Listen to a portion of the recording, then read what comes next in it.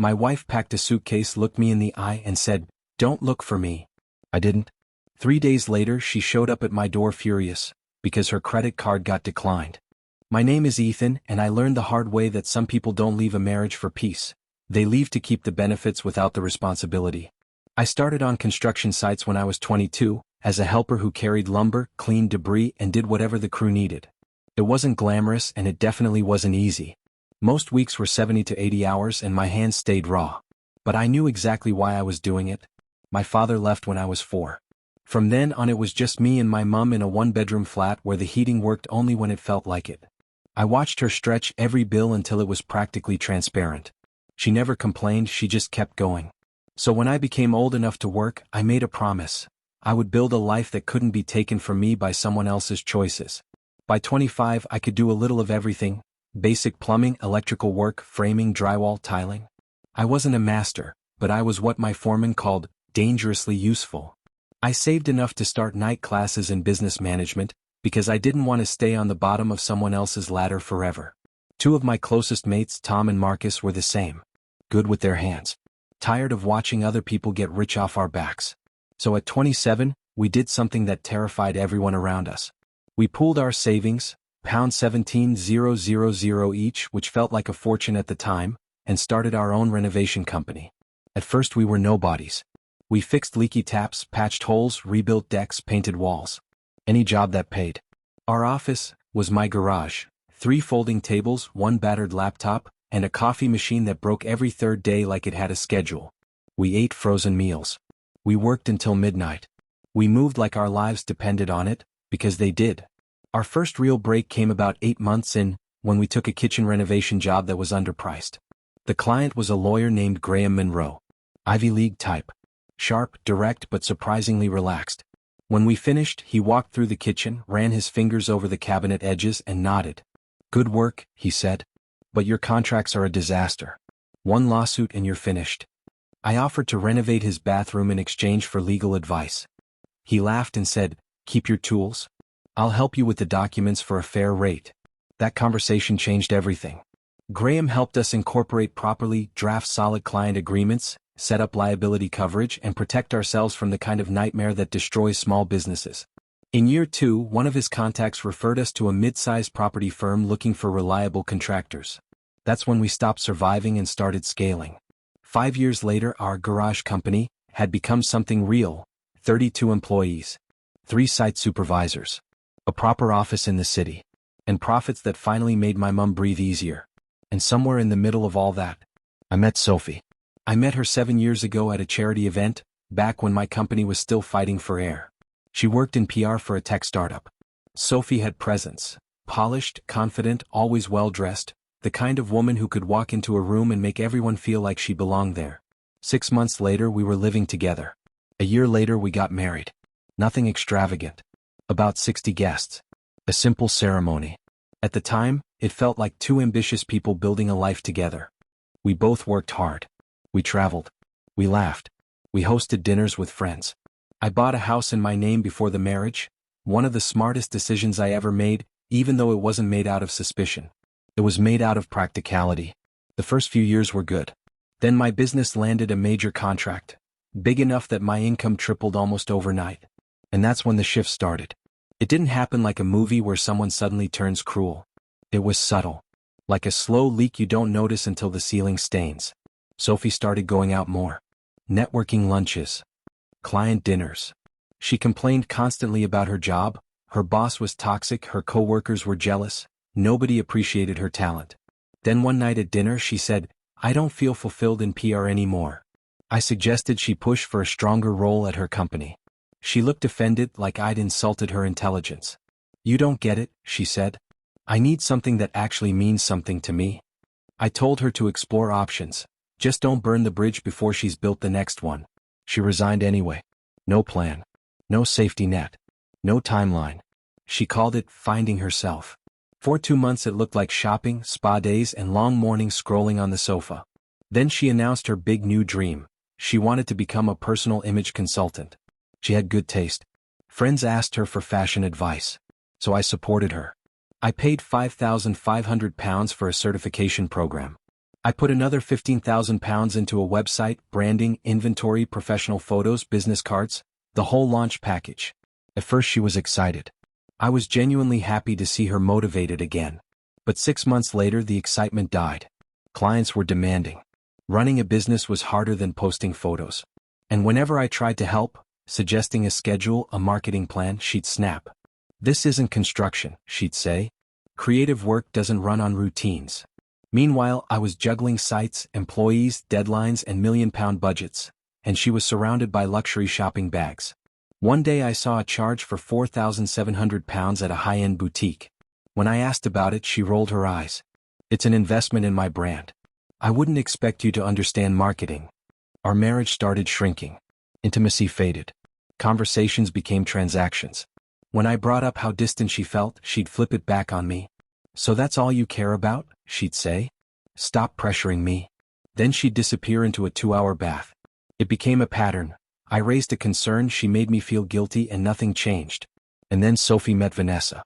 Vanessa was 37, divorced twice, always dressed in designer, always laughing a little too loudly. Her social media was a catalog of luxury with no clear job attached. She lived off divorce settlements and acted like it was a business model. From the first conversation I could tell what type of influence she would be.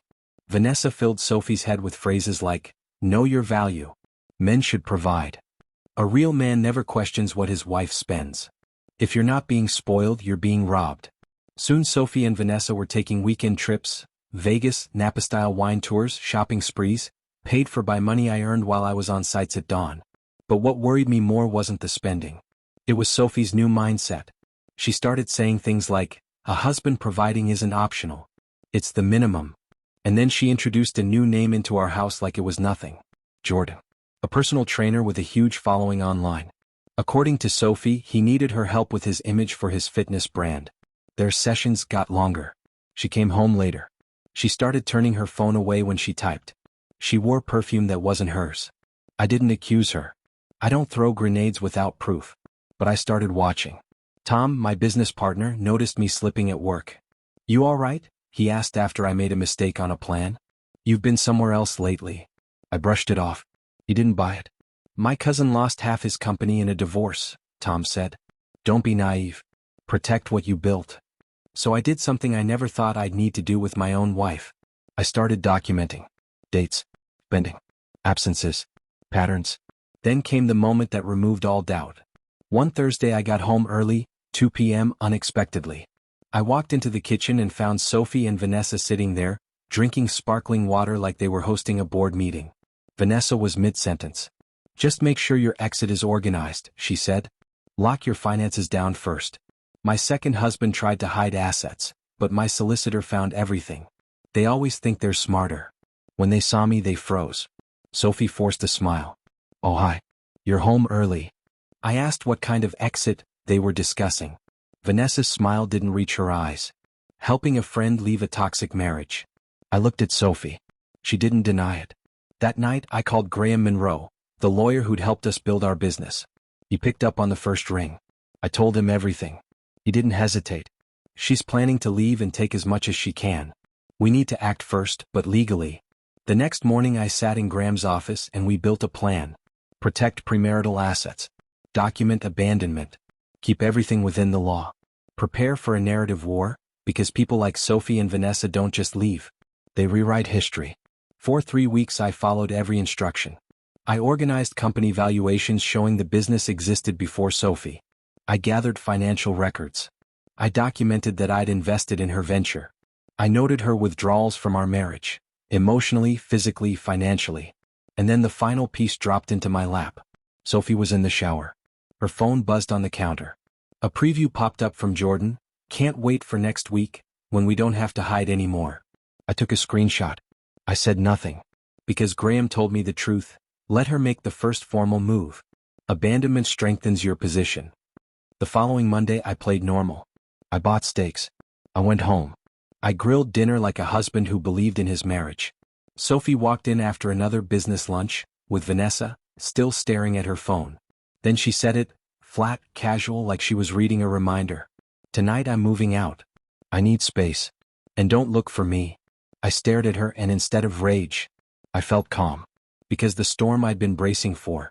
3 days after Sophia showed up at my door begging, I thought that was the end of it. I was wrong.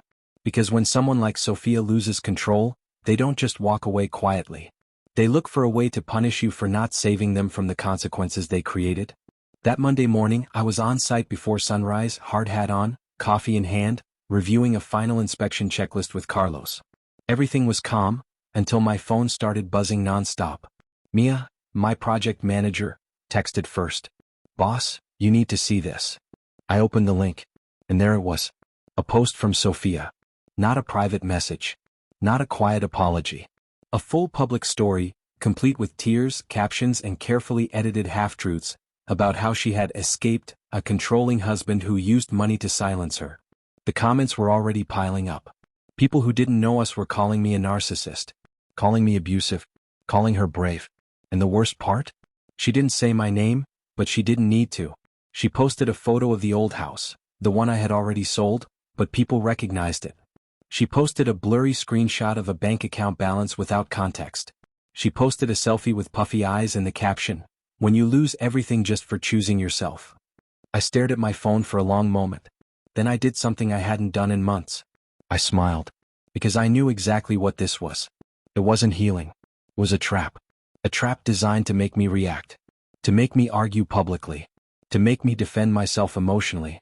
To make me look angry, so she could point and say, "See?" I locked my phone and put it back in my pocket. Carlos watched me. "Everything all right, boss?" I looked at him and said the truth. "Yeah. I'm just watching someone fall apart in real time." 2 days later, the next wave came. Sophia's lawyer filed a request, again, claiming new financial hardship and emotional distress, and asking the court to reopen support discussions. It was desperate. But desperation makes people creative. That same afternoon, Mia walked into my office holding her tablet like it was radioactive. "Boss, there's something else." She turned the screen toward me. It was a GoFundMe page. Title: Starting Over After Financial Abuse. Goal: $50,000. Photos: Sophia in neutral makeup, a hoodie, sitting in a car like she was hiding. Story: a carefully written narrative about how she gave up her career, how she built the company, how she was discarded and left with nothing. She even wrote, "I just need help with housing while I get back on my feet." I didn't move. I didn't panic. I didn't rage. I simply said, "Okay." Mia blinked. "That's it." I nodded. "That's it." Then I called Esteban. Esteban listened quietly while I explained everything. When I finished, he said one sentence that hit like a hammer. "She just made this easy for us." Because here's what most people don't understand. Private lies are messy. But public lies? Public lies leave footprints. Esteban drafted a legal notice that same night. Not emotional, not dramatic, just cold facts. And then he did something brilliant. He didn't send it to Sophia first.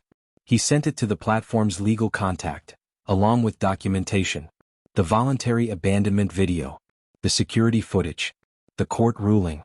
The spending records. The messages referencing Jordan. The timeline. By noon the next day, the GoFundMe was frozen under review. By evening, it was gone. And Sophia's comments section shifted. Because people are loyal to a victim, until the victim's story collapses under receipts.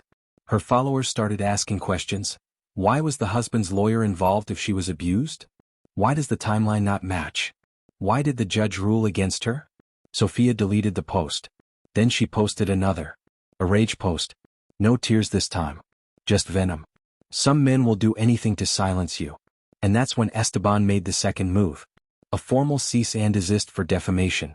And a notice that future false claims would trigger a civil suit. Sophia's lawyer replied within 24 hours. Not with threats. With a request. Our client is willing to resolve this privately. In other words, they were done playing. They knew they couldn't win. That Friday night, I came home exhausted, showered, and sat in the quiet of my loft. No drama. No chaos. No heavy perfume in the air. No bags on the couch. Just peace. At 11:17 p.m., my phone buzzed. Unknown number. I already knew it was her. The message said, "You don't understand what you did to me." I didn't respond. 30 seconds later, "You left me with nothing." Still no response. Then the final text came, "I hope you're happy. I really hope she leaves you the way you left me." I stared at it for a moment. And for the first time in a long time, I felt something clear. Not anger. Not sadness. Clarity. So I typed one message. One. Not for her. For me. Sophia, I didn't leave you. You left our marriage. You asked me not to look for you. I respected your decision. The life you lost wasn't taken from you, you traded it away. I'm not your enemy. I'm just the first person who stopped rescuing you. Goodbye. Then I blocked the number. And I sat there listening to the silence. 2 weeks later, I got a call from a number I recognized. Sophia's mother. I debated ignoring it, but I answered. Her voice was smaller than I'd ever heard it. Please, she's not okay. I closed my eyes. I didn't want revenge. I didn't want to hurt anyone. But I also wasn't going to be dragged back into a burning building just because someone refused to leave it. I said softly, I'm sorry she's struggling. Her mother whispered, she keeps saying she made the biggest mistake of her life. I nodded even though she couldn't see me. I believe her. A long pause. Then she said, she wants to talk to you. And that's when I said the line that ended it. Tell her the only thing I have left to give her is the truth, and she's already heard it. Her mother didn't argue. She didn't threaten. She just cried quietly and said, okay. When the call ended, I looked around my apartment. The clean counters. The quiet space. The life I rebuilt. And I finally understood something I wish someone had told me when I was younger. You can love someone and still refuse to drown with them. You can forgive someone and still keep the door locked. Because sometimes the strongest thing you can do is not fight. Not beg. Not chase. Just stand still. So if you're listening to this and you're in the middle of a storm like that, let me tell you something that saved me. When someone leaves and tells you not to follow, believe them. Because they're not asking for space. They're testing if you'll keep paying for their mistakes. And when they come back angry, it's not love. It's entitlement. I didn't win a divorce. I won my peace. And peace is expensive, but it's worth every single thing it costs. Because the day I closed that door was the day my real life finally started.